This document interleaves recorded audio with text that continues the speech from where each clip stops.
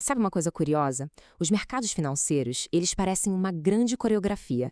Hoje a gente vai entrar nessa pista de dança para desvendar as conexões ocultas e entender a dança secreta que os ativos executam todos os dias. Então vamos levar essa ideia a sério.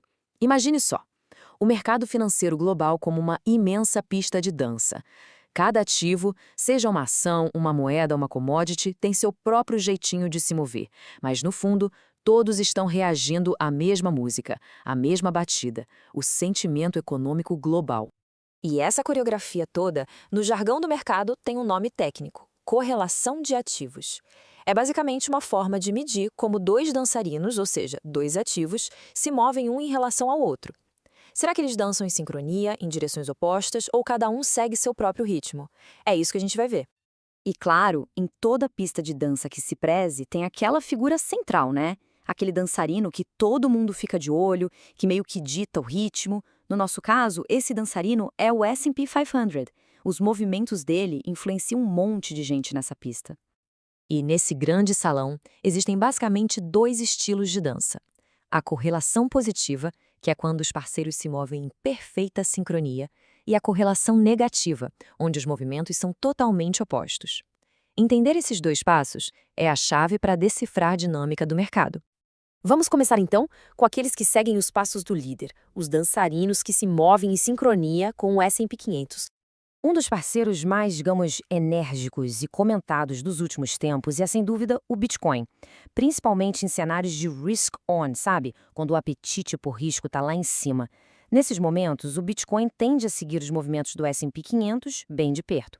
E essa sintonia toda tem muito a ver com a entrada de grandes investidores, que passaram a olhar para o Bitcoin quase como uma ação de tecnologia bem sensível ao humor do mercado. E olha só, para não ficar só na teoria, a gente tem um dado concreto aqui.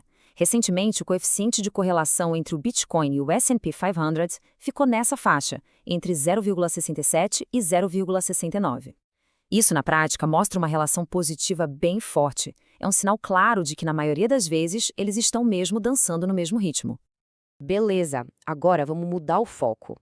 Vamos para o outro lado da pista conhecer os dançarinos que preferem a oposição, aqueles ativos que se movem na direção contrária ao nosso dançarino principal.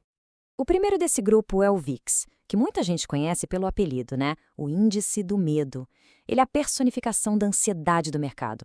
Quando o medo aumenta, o VIX sobe e a pista de dança toda fica mais tensa.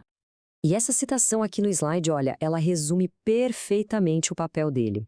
A alta do VIX é como um alerta, um sinal de que os investidores estão começando a procurar abrigo, muitas vezes antes mesmo do S&P 500 começar a cair de fato. Outro dançarino que frequentemente vai na contramão do mercado de ações é o DXY, o índice do dólar americano. A regra geral é: um dólar forte geralmente significa um mercado de ações mais fraco. Mas por que essa oposição acontece? Bom, tem algumas razões. Primeiro, um dólar forte deixa os produtos americanos mais caros lá fora, o que pressiona as empresas que exportam. E segundo, pode ser um sinal de fuga para a segurança, quando os investidores preferem a solidez do dólar em vez do risco das ações. E por falar em segurança, não dá pra gente esquecer do clássico dos clássicos, o ouro. Ele é aquele dançarino que fica mais no canto do salão, sabe? Pra onde todo mundo corre quando a dança principal fica muito agitada, muito volátil. A lógica aqui é bem direta. O ouro geralmente se valoriza, ele brilha mais, quando o S&P 50 enfrenta dificuldades. É um movimento clássico de busca por proteção em tempos de incerteza, uma verdadeira dança de oposição. Tudo bem, a gente já conheceu os dançarinos, os estilos de cada um, mas, no fim das contas, por que esses passos todos importam na prática? Qual a relevância disso para quem acompanha o mercado? É que entender essa dança toda, essa dinâmica, dá uma vantagem enorme. Ajuda a antecipar tendências, a confirmar movimentos do mercado, a se proteger contra riscos e, o que é crucial, a melhorar o timing, o momento certo de entrar ou sair de uma posição. É quase como ter um mapa de toda a pista de dança. E para fechar, este slide aqui é como se fosse a nossa cola, o resumo da ópera. É o cartão de dança do S&P 500. A gente vê o Bitcoin ali, com sua correlação positiva, dançando junto. E do outro lado, o VIX, o DXY e o ouro, todos com correlação negativa, se movendo na direção oposta. É um guia visual bem claro e poderoso. Então, Agora que os passos e os parceiros foram revelados, fica a pergunta, né?